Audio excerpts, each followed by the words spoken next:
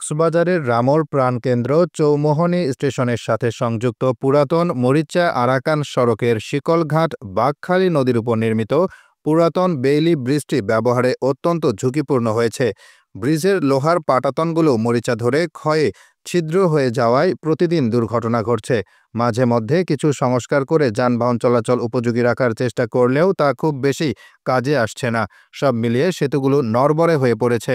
এমন পরিস্থিতিতে সেতু দিয়ে 15 টনের বেশি যানবাহন চলাচল না করার জন্য সেতুর দুই পাশে সাইনবোর্ড টানিয়ে দেওয়া হয়েছে কর্তৃপক্ষ।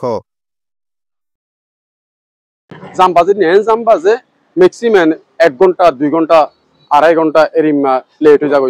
উগ্র মানুষ অনাহারণে ব্যবসার যাইতো স্যার বা নইলে চাকরির যাইতো স্যার ইতারা টাইম মদিন আর ওরা পৌঁছি না পারে। এ সড়ক দিয়ে অসংখ্য পর্যটক, চাকুরিজীবী, পথচারী, স্কুল কলেজের শিক্ষার্থীদের যাতায়াত রয়েছে। রামো থেকে মরিচা পর্যন্ত চলাচলে কোনো জটিলতা না থাকলেও শিকলঘাট এলাকায় পৌঁছাতে শুরু হয় ভোগান্তি। এছাড়া শিকলঘাট বেইলি সেতুটি প্রস্থ ছোট হওয়ায় উভয় পাশে সবসময় লেগে থাকে দীর্ঘ যানজট এবং জরাজীর্ণ বেইলি সেতুর ঝুঁকিপূর্ণ স্থানে কোনোরকম সংস্কার করা হলে ভোগান্তি কমছে না পথচারীদের। এই ব্রিজের মধ্যে বিভিন্ন গাড়ি এসে জ্যামে আটকে যায়, যার কারণে বিভিন্ন জনসাধারণকে ভোগান্তিতে পড়তে হচ্ছে। জানা যায় 1993 সালে পুরাতন মরিচা আরাকান সড়কের শিকলঘাট বাঘখালী নদীর উপর নির্মিত সেতুটি নির্মাণের দায়িত্ব পায় সড়ক ও জনপদ। সেতুটি নির্মাণের প্রায় 42 বছর পার হয়েছে। প্রতিদিন এই বেইলি ব্রিজ দিয়ে প্রায় 20,000 মানুষ পারাপার করছে। সংস্কারবিহীন এই সেতুর অবস্থা এখন খুবই নাজুক। এদিকে বেইলি ব্রিজের পাশে আরেকটি নতুন নির্মাণাধীন ব্রিজের নির্মাণ কাজ চলছে ধীর গতিতে। 35 কোটি টাকা বাজেটের এই ব্রিজের নির্মাণ কাজ শুরু হয় 2023-24 অর্থবছরে। এটি বাস্তবায়নে কাজ করছেন ঢাকার ঠিকাদারি প্রতিষ্ঠান হাসান টেকনো বিল্ডার্স। ব্রিজের 50% কাজ সম্পন্ন হলেও ভূমি অধিগ্রহণ জটিলতায় থেমে আছে শেষ অংশের কাজ। বর্তমানে সেনাবাহিনী ও বিজিবির বড় গাড়িগুলো এই ব্রিজ ব্যবহার না করে লিংক রোড হয়ে টেকনাফের রাস্তা ব্যবহার করছে। তবে নতুন ব্রিজটি চালু হলে রামো মরিচা সড়কে হয়তো তাদের চলাচল এই ব্রিজ দিয়ে হবে।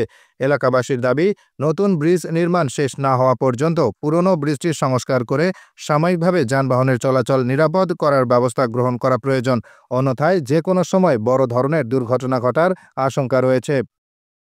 আসলে এই শিকলঘাট ব্রিজ অনেক ঝুঁকিপূর্ণ অবস্থায় হয়ে গেছে, জরাজীর্ণ অবস্থা।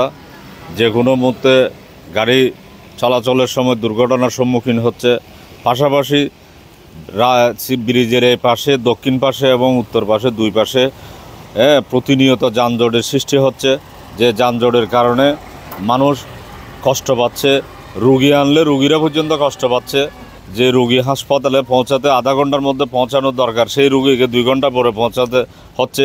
এই অবস্থায় এই ব্রিজটি, নতুন ব্রিজ যে ব্রিজটি, এই ব্রিজটি খুব দ্রুত বর্ষার আগে সম্পন্ন করে এই ব্রিজটি দিয়ে মানুষ যাতে যাতায়াত করতে পারে, গাড়ি স্বাভাবিকভাবে চলাচল করতে পারে।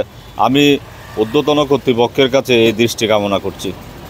বর্ষার আগেই যাতে এই ব্রিজটি স্বয়ংসম্পূর্ণ হয় এই আশা ব্যক্ত করছি।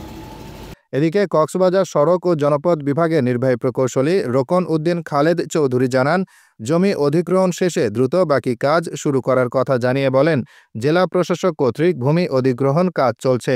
ভূমি অধিগ্রহণ কাজ শেষ হলেই দ্রুত সেতুর শেষ অংশের কাজ শুরু করা হবে।